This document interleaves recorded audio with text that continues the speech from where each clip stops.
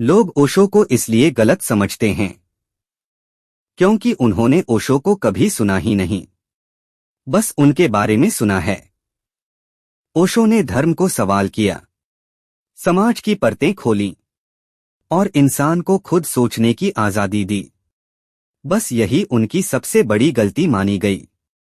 ओशो कहते थे, सच हमेशा असहज होता है और लोग मीठे झूठ को कड़वे सच से ज्यादा पसंद करते हैं।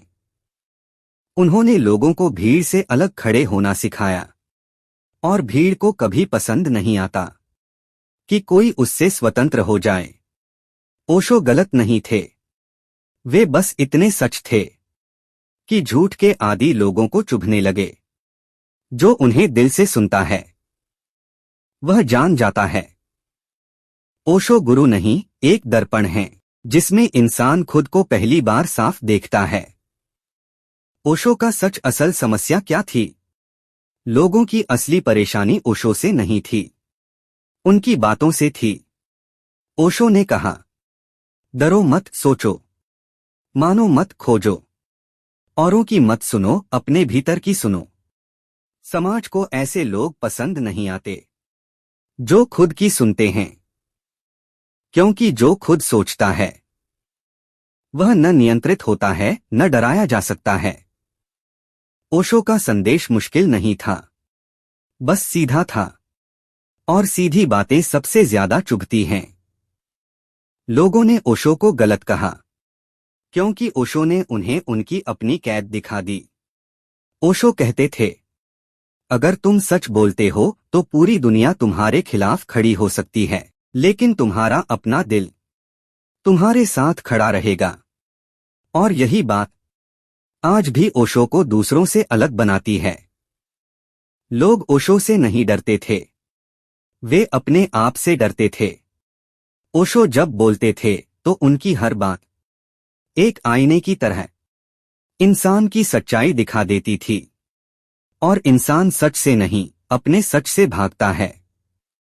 ओशो कहते थे, जिस दिन तुम खुद से मिल गए उस दिन दुनिया तुम्हें रोक नहीं पाएगी।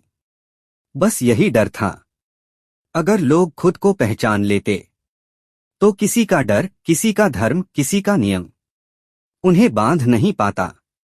ओशो आज भी गलत नहीं है, बस आज भी सच सुनने की हिम्मत बहुत कम लोगों में है। ओशो की सबसे बड़ी ताकत ये थी कि वो तुम्हें तुम्हारी ही हकीकत से मिलवा देते थे।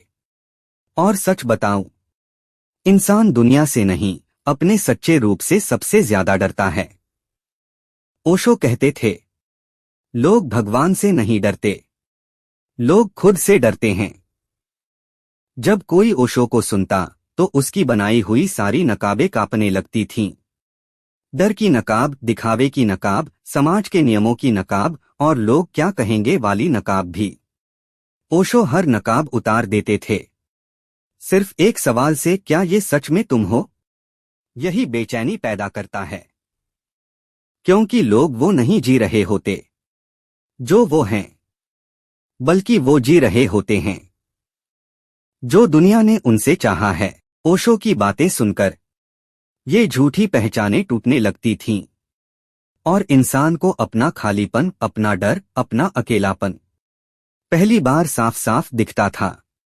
बहुत लोग इसे सह नहीं पाते, इसलिए ओशो को गलत कह देना ज्यादा आसान लगता है, बजाय इसके कि खुद से एक बार सवाल पूछ लिया जाए।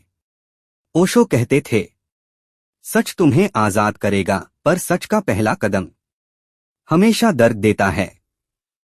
लोग दर्द से भागते हैं, इसलिए सच से भी भागते हैं। लेकिन जो हिम्मत करते हैं, जो सच्चाई का सामना करते हैं, उनकी जिंदगी बदल जाती है। ओशो कोई राह नहीं देते, कोई नियम नहीं देते, कोई धर्म नहीं देते। वो सिर्फ इतना कहते हैं, अपने भीतर जाओ। जवाब वही है, जो इस आवाज को सुन लेता है वो कभी पहले जैसा नहीं रहता। ओशो कहते हैं, जीवन कोई समस्या नहीं है जिसे सुलझाना है, ये एक रहस्य है जिसे जीना है। लेकिन हम क्या करते हैं? हर चीज को कंट्रोल करने की कोशिश, हर रिश्ते, हर पल, हर नतीजे को पकड़ने की कोशिश। और जब कुछ हमारे मुताबिक नहीं होता, हम दुखी हो जाते हैं। पर ओशो कहते हैं, जो बहना जानता है वही जीना जानता है। नदी को देखो, वो किसी से लड़ती नहीं, बस बहती जाती है। कभी पत्थरों से टकराती है, कभी मोड़ लेती है, लेकिन रुकती नहीं। जिंदगी भी वैसी ही है। जहां रुक गए वहीं पीड़ा है, जहां बह गए वहीं शांति है। तो छोड़ दो नियंत्रण, छोड़ दो तुलना, और बस बहो। क्योंकि जहां तुम खुद को छोड़ देते हो, वहीं ईश्वर तुम्हें थाम लेता है। ओशो कहते हैं, जहां मैं है वहां भगवान नहीं। जहां समर्पण है वहां सब कुछ है। हम सारी जिंदगी मैं में उलझे रहते हैं। मैं सही हूं, मैं अच्छा हूं, मैंने मेहनत की, मैं बेहतर हूं। लेकिन ये मैं ही वो दीवार है जो हमें सत्य से अलग कर देती है। ओशो कहते हैं, अहम वो जहर है जो धीरे धीरे आत्मा को मार देता है। जब तक मैं जिंदा है, प्रेम मर चुका है, शांति मर चुकी है।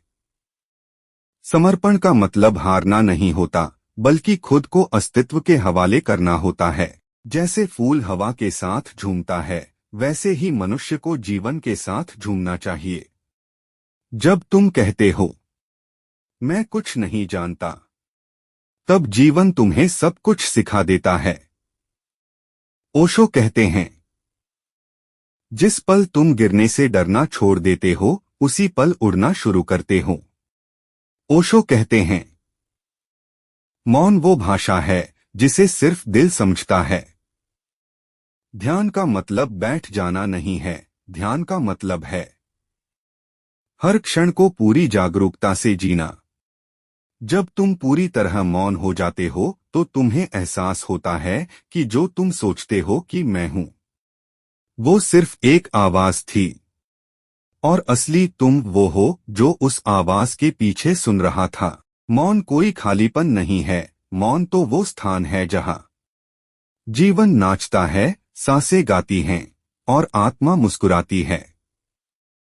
ओशो कहते हैं, जब मन शांत होता है तो अस्तित्व बोलने लगता है।